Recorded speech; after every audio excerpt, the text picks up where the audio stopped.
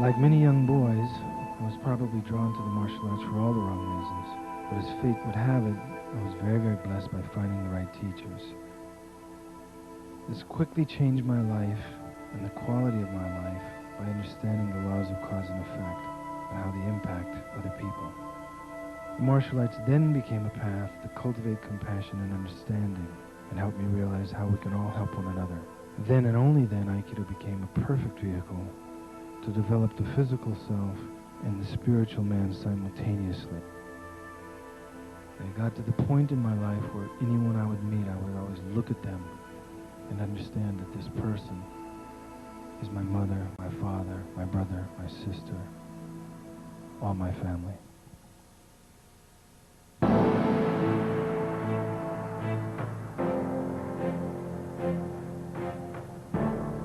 You never know how long the battle's going to be. You always have to be ready.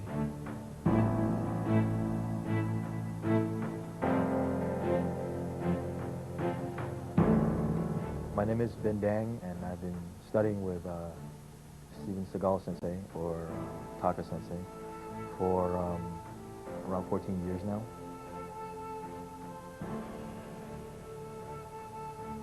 My name is Larry Reynosa, and I've been training with Sensei Steven Seagal since 1983. 名前は大久文康です。合気道はもう13年目になりますね。I discovered Seagal Sensei in the late 70s in Japan. I went to Japan to find an Aikido teacher, and then I went and saw his dojo in Osaka, and I was thoroughly impressed. But I was a little concerned about the idea of coming 13,000 miles to study with an American. I was looking for practical, so ultimately I went back to Seagal Sensei's Tenshin Dojo. I'll never forget the first day I met him because he was wearing a plaid shirt, blue jeans, cowboy boots, and had very long sideburns. 名前は辻村美穂と申します。合気道歴は10年です。I had a friend, he said, oh, you got to go to Steven Seagal. He's this American guy who went to Japan and trained over there and got really high ranking, and he came back here and he has a school. My name's Garrett Green. I study Aikido for about the last 10 years. First impression, as I'm sure most people say, he's very big, he's very tall. Calm. Big hands and centered. A presence that, you know, even somebody that doesn't study Aikido can feel. There was a magnificence about him as well. He was one of the first Anglos to be given credentials to teach Aikido in Japan. When he would walk in, he'd feel someone entered the room. When he spoke, when he shook your hand, when he looked into your eyes, there was an incredible truth there. And immediately I was interested.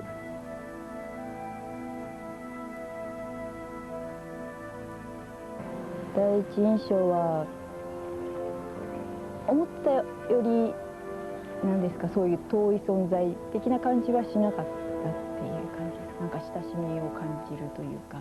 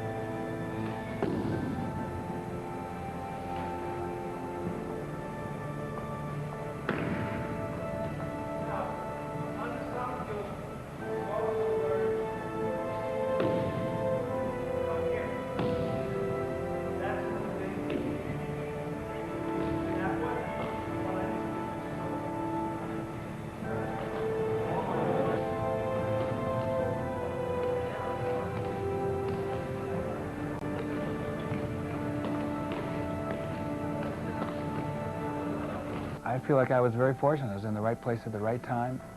Tenshin Dojo is in Osaka, in Juso. Juso is outside, it's on the outskirts of Osaka. The dojo population was probably 3/4 Japanese, 1/4 European and Australian.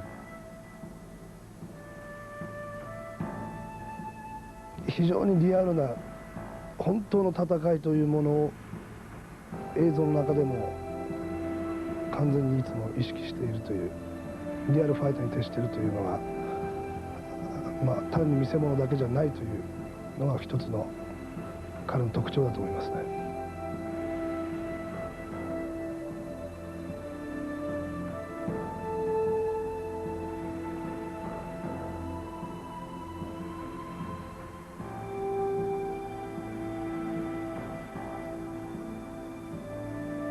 Everybody seemed to respect each other, regardless of.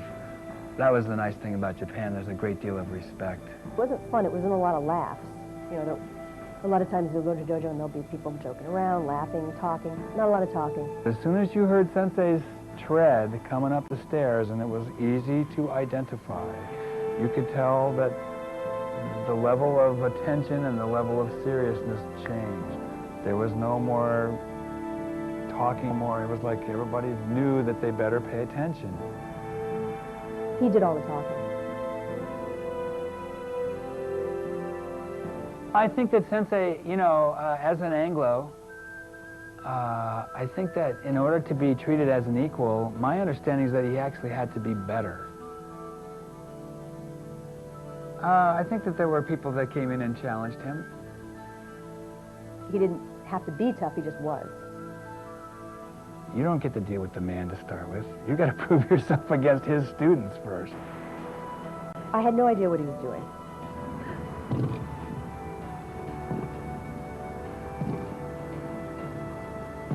He's very fast. Like lightning. You'd sit there and you'd watch him do a technique, and he did it so fast. See, I had no idea what he just did.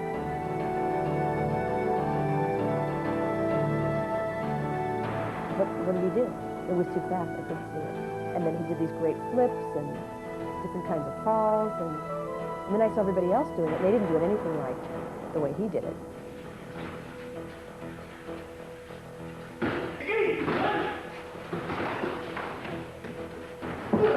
Every move, every gesture, how he taught class, how he performed the techniques was powerful.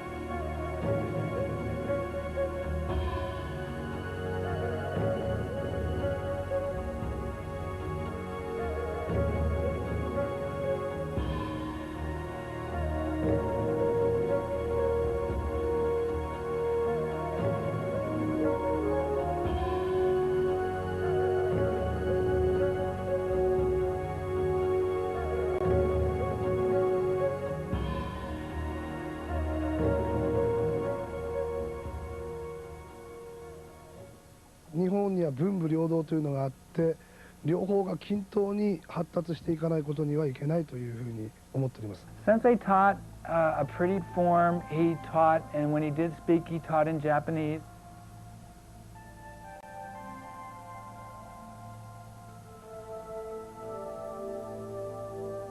It was pretty technical.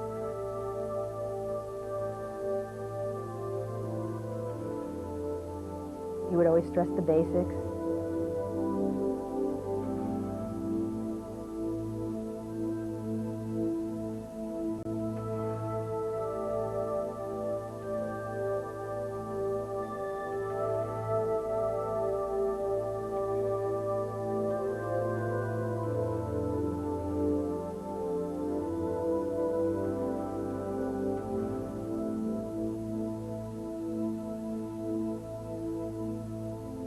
It was pretty detailed and it was pretty technical.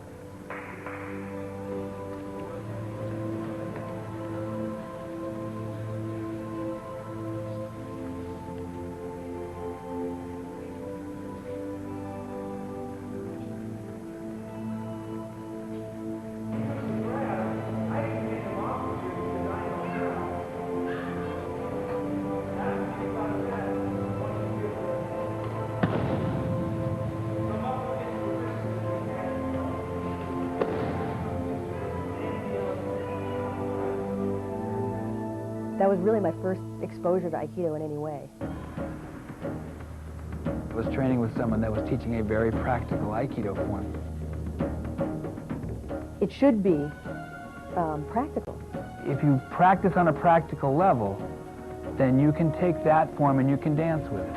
But if you are trained in a dance form and you suddenly need to use it practically, oh, you might be disappointed. You know, you don't take a knife to a gunfight, basically, is one of the things that I was taught by him.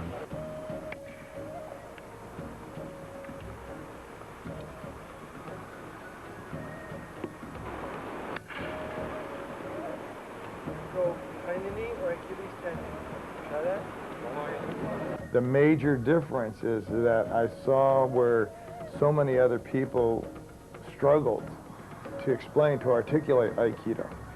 They really had a struggle with that because what they said and what they did didn't equate. I've heard this conversation many times. This is what you do if you get punched. And then to see the punch stop in front of the nose. Or this is what you do when you get hit from the side and then see the hit stop.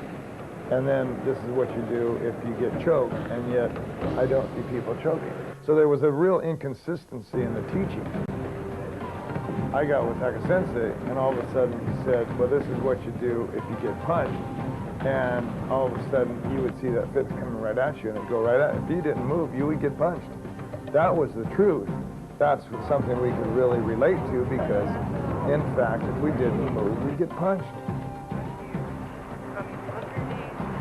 Sliding up the shoulders, sliding from the chest, like that. Ever see that? Lifting up the chest. Steven Seagal's Aikido is more applicable to on-the-street applications.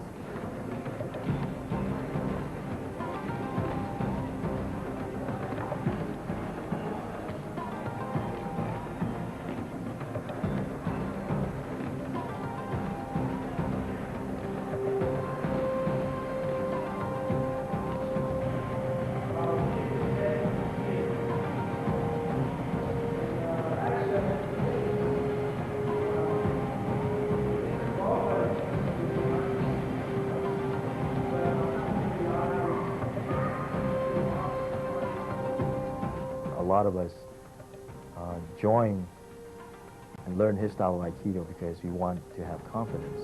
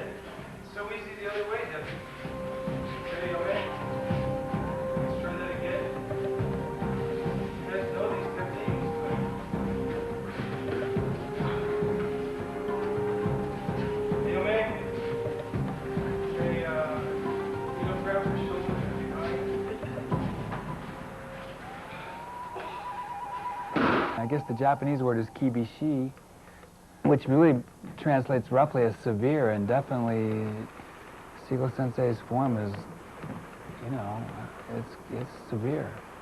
Not severe in terms of people getting injured, but it is a form that works. Does this work?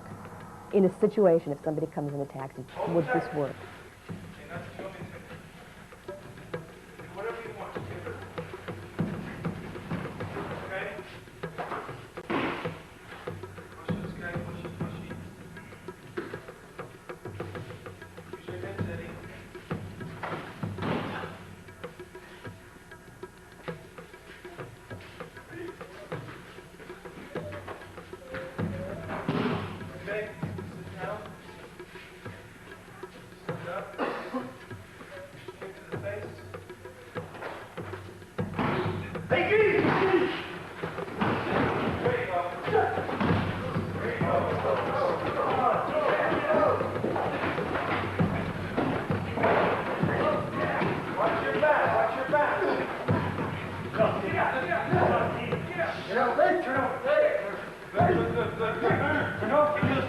Get up on your knees. Get up on your knees. Get up on your knees. Get up on your knees. There was a great lesson there that I keep reiterating, is that truth of that honesty in training. Because without the honesty in training, there is nothing. That's what's great about Taka Sensei's Aikido.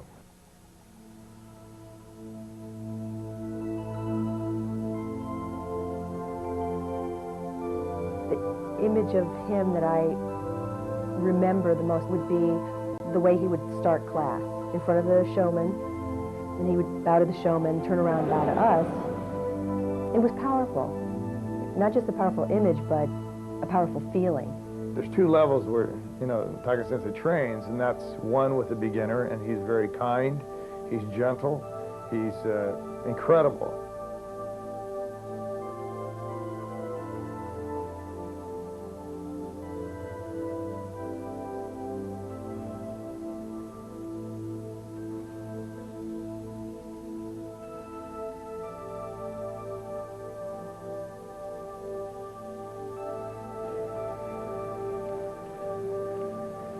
He has the ability to deal with you at a level that you can understand.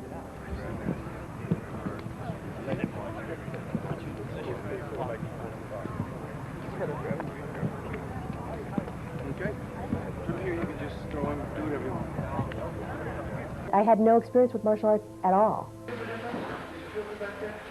Right here, all right. Feel it? So, I can teach.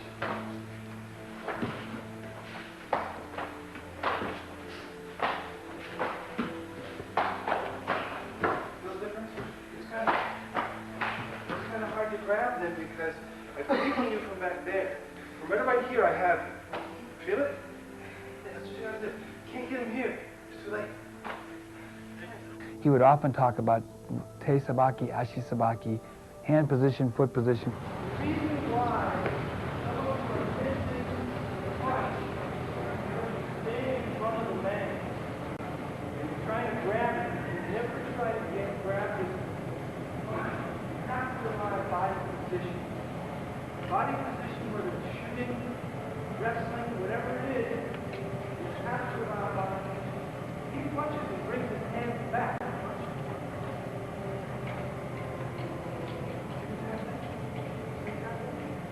The idea is, I'm sitting here, I'll have this time, I'm not even looking. Okay? You understand? The reason why I have it every time is because his hand is attached to his shoulder. And I get the shoulder every time. He punches. Every time I get the shoulder, right? That's all I want. That's all I need. He'd do the technique with you.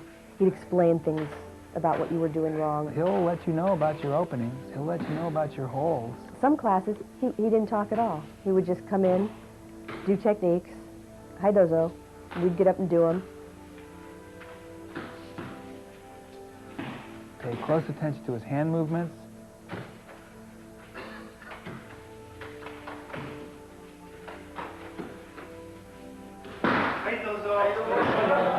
He would walk around to each of the different couples doing it, and then he'd give you tips, pointers.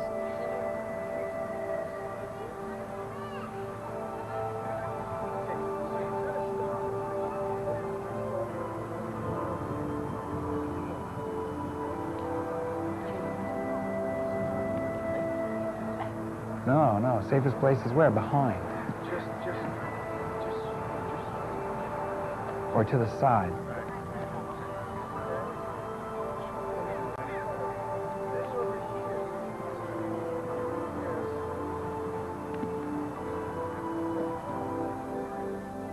First, one person's the nage, or the thrower, that gets to practice the technique that's presented by the teacher. And then, of course, the uke is the one that, you know, is on the receiving end, that gives that person the opportunity to train. Then they switch those roles. I got you. All right? All that stuff he talks about with kicks and avoiding overhead strikes, it's all very precise. That's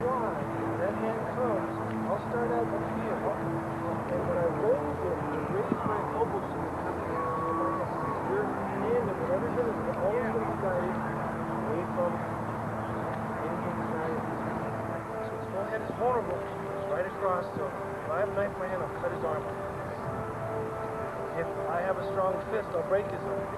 If I have a club in my hand, I'll break his arm. This is the cardinal no-no. This does not exist in Aikido or any good martial arts. The movement is not even here, but here, so that his head and everything else is protected. Here, this way. You'd get individual attention.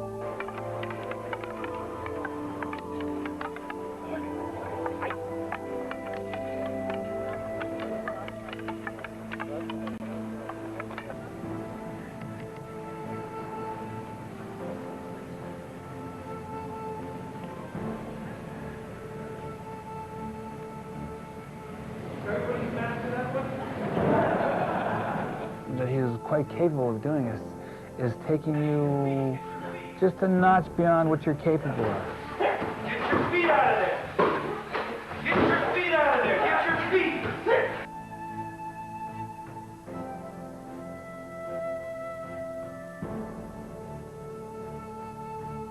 As my level of understanding climbs a notch, he has more notches.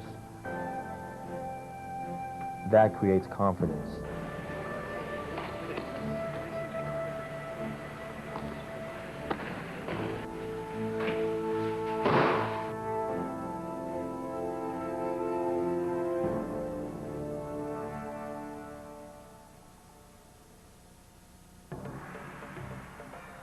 He always wanted you to do a lot of ukemi, and that's how you'd learn.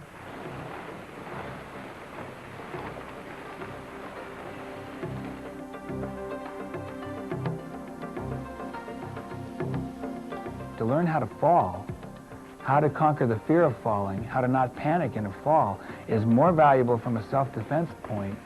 I mean, we will all fall down. It's more likely that you will fall than it is that you will be attacked, ever. So learning how to deal with the ground is, I think, a valuable tool. If you did a fall wrong, it hurt for days. Ukemi is to provide the honest attack that might occur as a possibility on the street.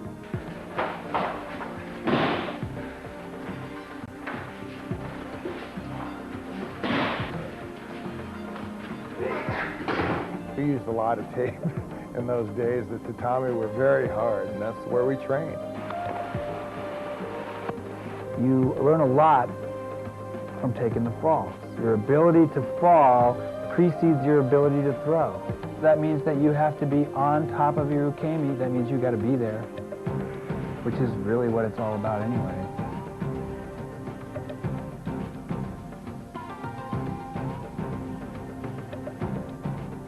I learned how to fall really well because the mats were really, really hard.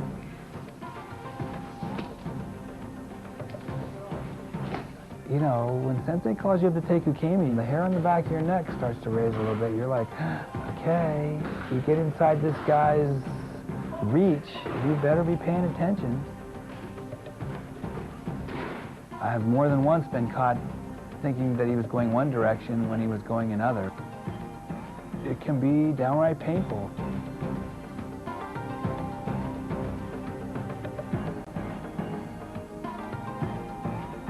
The opportunity to take ukemi from the sensei is not that many people get that opportunity, so I was very grateful. Anybody that has been on the mat with Taka Sensei knows that there is truth in Aikido. It's undeniably powerful, effective, and when you stand in the truth, sometimes that's brutal. He's yelled at me, yeah, definitely. Here's the moment of truth. You get out of your car in the parking lot, you're sleeping in bed with your wife, and somebody comes in through the window. This is the time right now. And the guys who are up here are giving you permission to go. And if they can't take that, they can't be here. They won't be here. They'll go somewhere else. When you're absolutely out of gas and you can't breathe and he's yelling at you to get back up again and smacking you or throwing people on top of you or saying get him or you're up against the wall. Now you got your feet, the most important part. Now you got your feet. Turn over, and get on your knees and lift yourself up. Turn over. I I'd rather suffer his anger than his indifference. There you go. Get up. Move, move, move, move, move. Fuck your pants. Hey, young man. I see you trying to pull your pants up again at a time like this. I'm going to hit you myself. That's where you feel the most love. It's weird because you feel bad when he yells at you, but it definitely came out of love. You know, I never felt he hates me. He's mad at me. He's not. There's nothing in it that you feel threatened by him. Okay, I don't know what happened to you, Sean. I don't know. Maybe I should draw a spot on you. See this spot, everybody? Everybody like this spot? Stay away from me. What is this? Put them into the wall, not you. Get up there. I was more mad at myself for not being able to do what he wanted me to do. If you try to do it like that, you're going to be in a lot of trouble. This gets 5 + 1, and you're going right into it. I don't know why you're doing it. Try to get it. You just want to do it.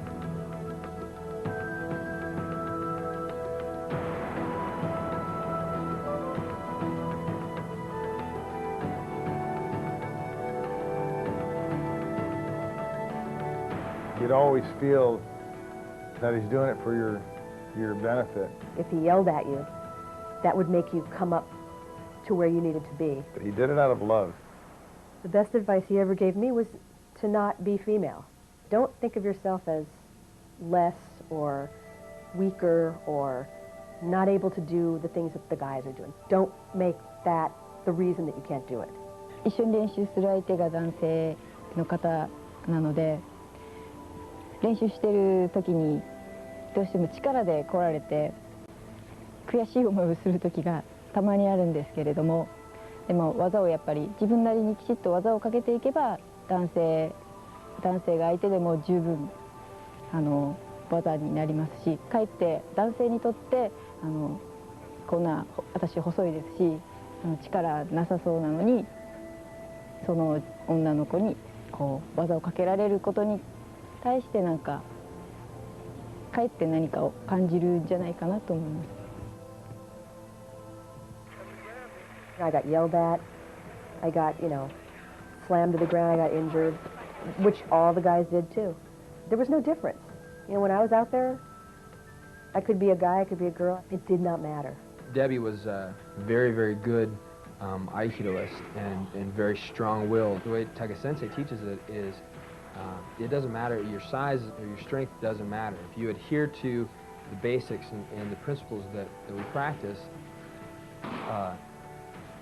women can be incredibly powerful. He used to always say, you actually have an advantage being female. Women can do better Aikido than men because they don't have the strength. They have to do the technique better than we do in order to make it work. I think it's the best art for women to take because it doesn't require strength. It really requires agility, if anything. And women are more agile than men in many cases. Women being smaller and sometimes, less physically strong than men can benefit so much more from the Aikido of this. It was always saying, it's not a male-female thing. It has nothing to do with that. Try to get that out of your mind. It has nothing to do with how big you are, how tall you are, or how many muscles you have. It has nothing. Aikido isn't based on that. It's how strong your mind is. Essentially, the idea is not to have to use the form. It's to sense what's going on and to neutralize or figure out a way to create a situation where it doesn't get physical. You kind of become inner strength. You get an inner kind of feeling of calmness and just the fact that you become aware of everything that's around you. That's one of the things that people train in the martial arts for, is to raise their level of awareness of the moment. And definitely, he caused that to happen. He caused you to be on your toes.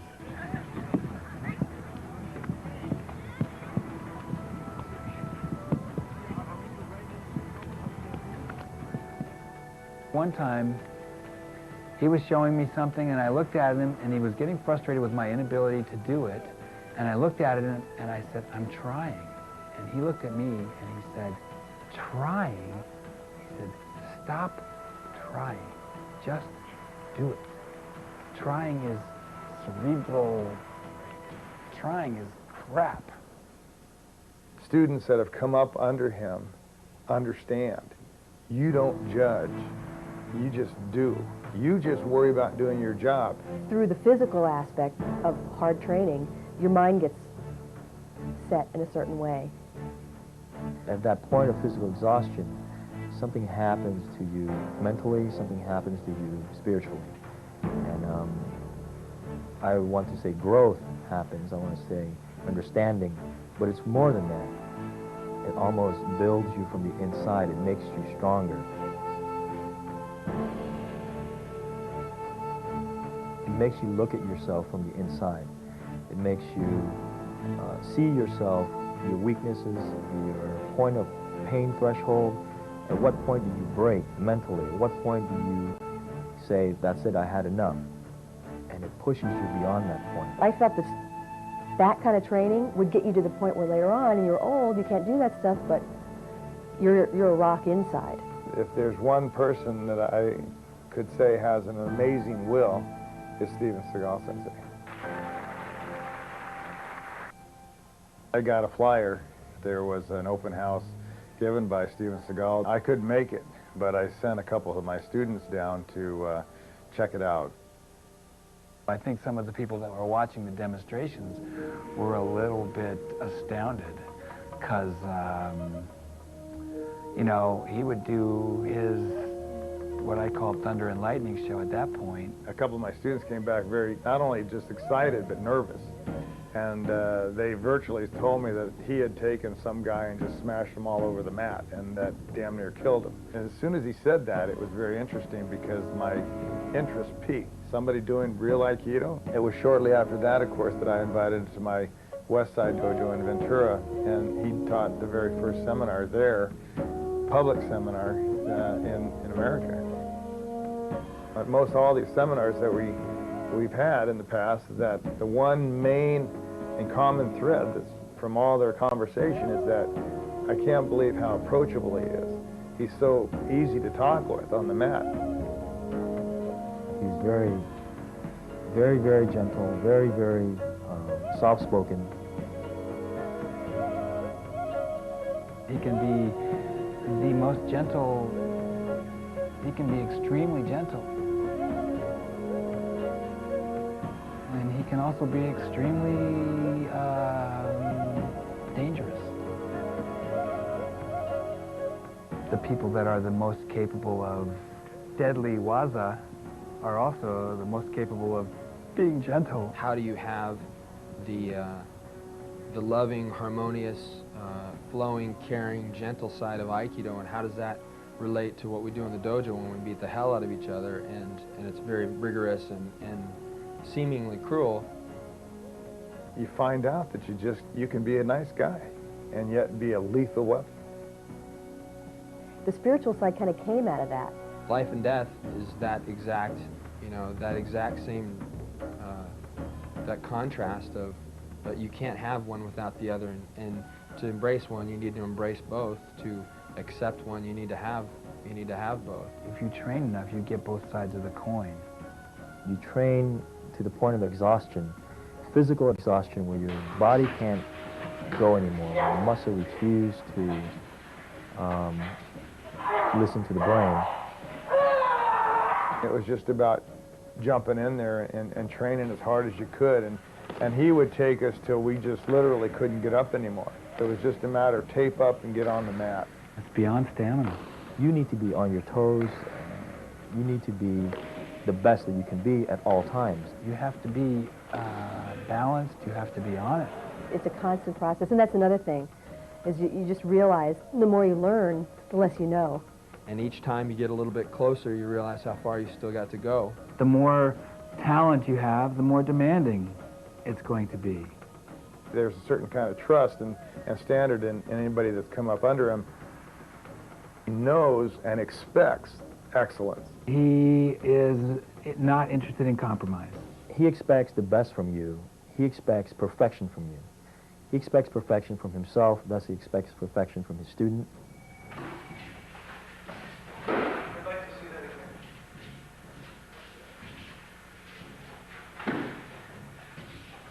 I'd like to see that one more time, one final time.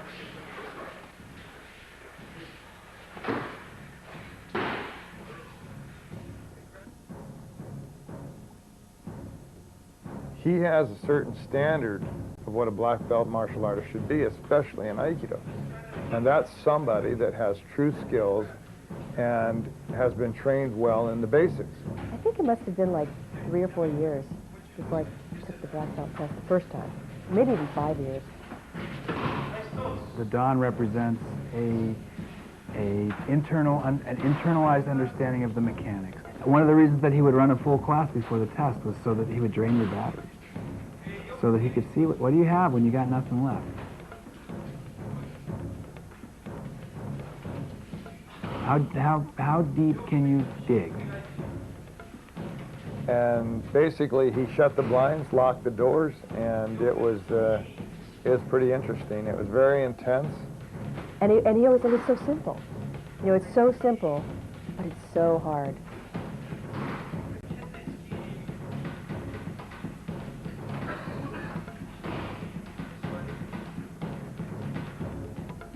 You know, I mean, I tested twice and didn't get it.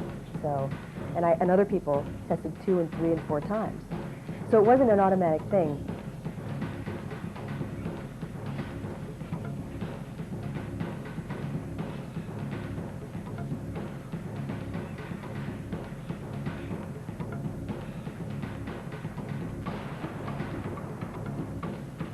We say, if you can make it 15 seconds, 15 seconds. And that's how, you know, intense these tests work. I have seen few people pass the test their first time. And in fact, I would go so far as to say that not passing the test your first time is a part of the test.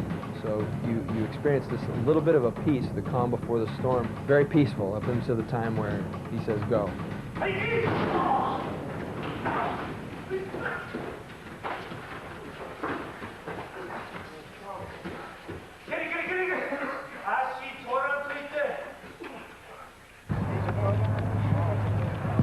That's just down instead of this.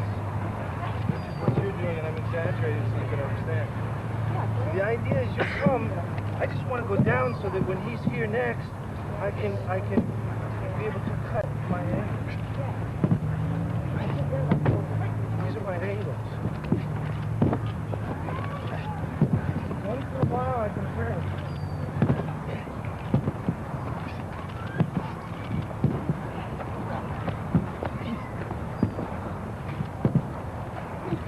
See, I'll turn if I want to move.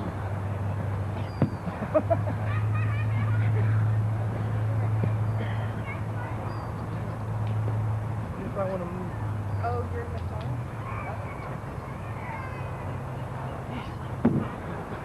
See, from here, if I don't have time to move and you're over there, this is the worst place you could be. If I don't have time to move, I have you both here. I'll either move that way, so I can take each other. We're not technically, I'm showing you guys it's just right here. This is the worst place you could be. I can just flick, come up in here. Where'd you come up in here, or say nugget, or you come. The Dan test represents the opportunity to show that you have internalized the practice. And the randori is the main thing of the black belt test. This was a lesson in fear and overcoming your fears. The randori is where the test, that's where the test lies. Basically, in Tiger Sensei's way of thinking, that this is the standard of Shodan, of the black belt. Randori is a multiple person attack. You sit on one side of the dojo, 3 guys are facing you, and when he says Hajime, begin, they just run at you full speed and just try to take you down. In my mind, it's sort of the essence of the form. That is to say, the idea of the form is to be able to deal with more than one attacker at a time. I mean, if you're dealing one-on-one, and certainly we train, that's how we train, but the idea is to finish your form ready for another attack. That is to say, finish in a balanced position. The reason for that is, I mean, O-sensei was a product of sword culture, and sword culture was very seldom one-on-one. Sword culture was more often more than one attacker against a single opponent. So you have to put your forms together. That is to say, you have to blend with one attack coming at you, neutralize that attack, and then immediately be prepared to deal with the next attacker. Basically, you let go of everything that you think you know. It's an exercise in freeing yourself up of thinking about all these things, of thinking about how your knee hurts, or how this last time this guy clubbed me from the side, or any of that. If you think, it's too late. If you take the time to make a decision, it's too late. If you hang on to that and you stand in, you think you know, or in other words, your own arrogance or egotism, if you want to call it, if you stand in that, you'll get smashed. And that's the value of the randori, because basically when they says go, these are three guys that are one breath away from being in reality on the street. I mean, there's been situations, I think, on the street that I would want rather than this.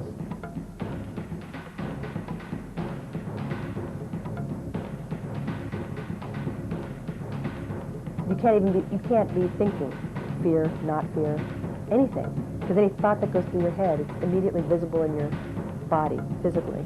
It's a matter of relieving yourself of having to worry about anything, and being able to deal with whatever situation they can throw at you, whatever three minds and the dynamics of three people coming at you at full speed can do. Randori is your first opportunity to get a clue about the infinite number of ways to attack you, to grab you, to punch you, to kick you. And when I say that, I mean that they were free to do that. They could punch, grab, kick, spit, bite, whatever they wanted to do. Of course, on the other hand, you were allowed to do that too. He didn't even care so much in the randori if you even did a technique. He didn't care what it was you had to do.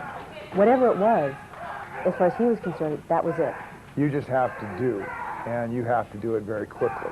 The main thing is being there in the moment and dealing with nothing but what's there. When you got more than one person coming at you, and they are all coming at you with the same intent and simultaneously, you don't want to get captured, and you certainly don't want to get taken to the ground. In that instant, he wants you to think, this is life and death. These guys are going to kill you. If they get you, you're dead. Once they hit you, I mean, you realize this is for real. And it gives you an opportunity to understand what letting go is all about. The world doesn't change for anybody. I don't care if you're a woman, I don't care if you're a baby. The world doesn't change. The evil doesn't change out there. All those things that we have to face don't change. Okay? The only way we can teach anybody is by being real. All right? If he can stand up, that's good. If he falls, we'll make him stand up again and again and again. All right? So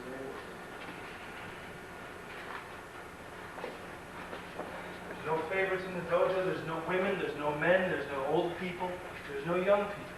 When you come up for showdown, everything's the same.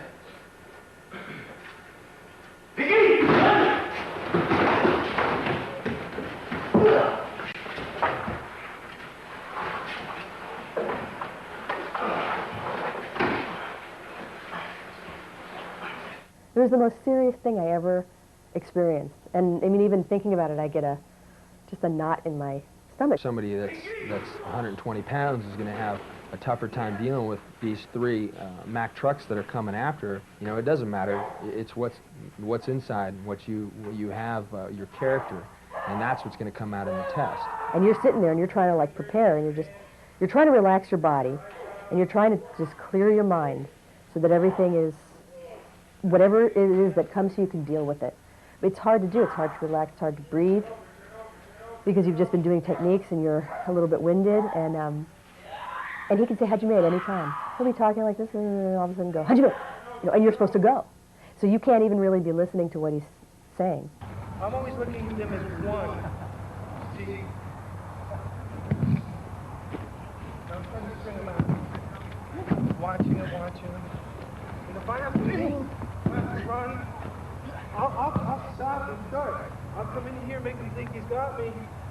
Come this way.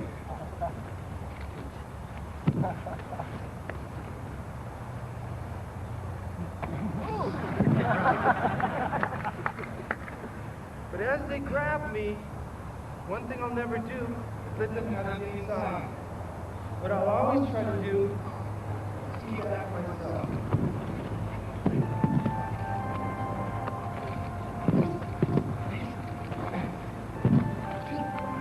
Going to the ground is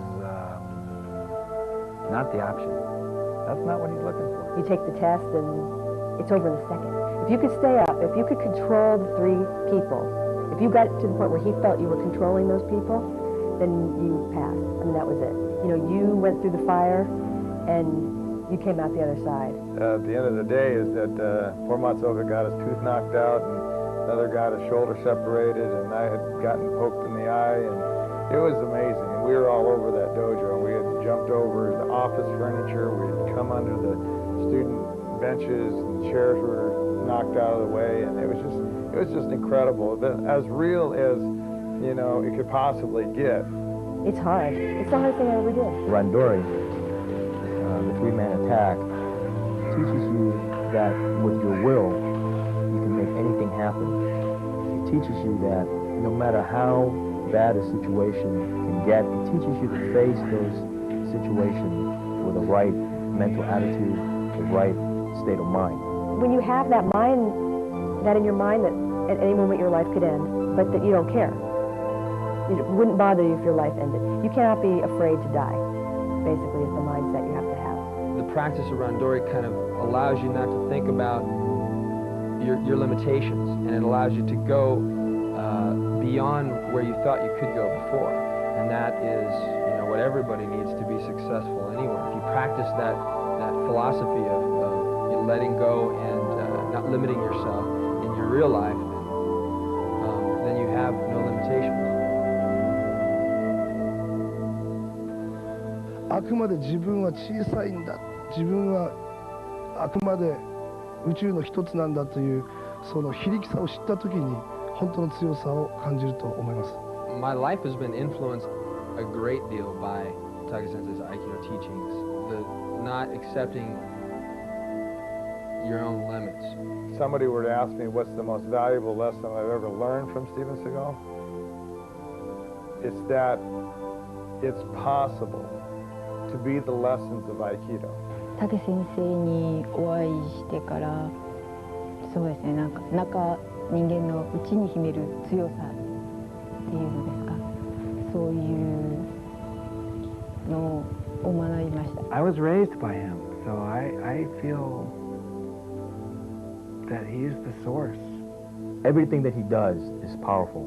Mentor, master. Charismatic, loving, a great teacher. Warrior. He personifies that, in my mind, the spirit of a warrior. I'm inspired today by this man simply to become a better human being.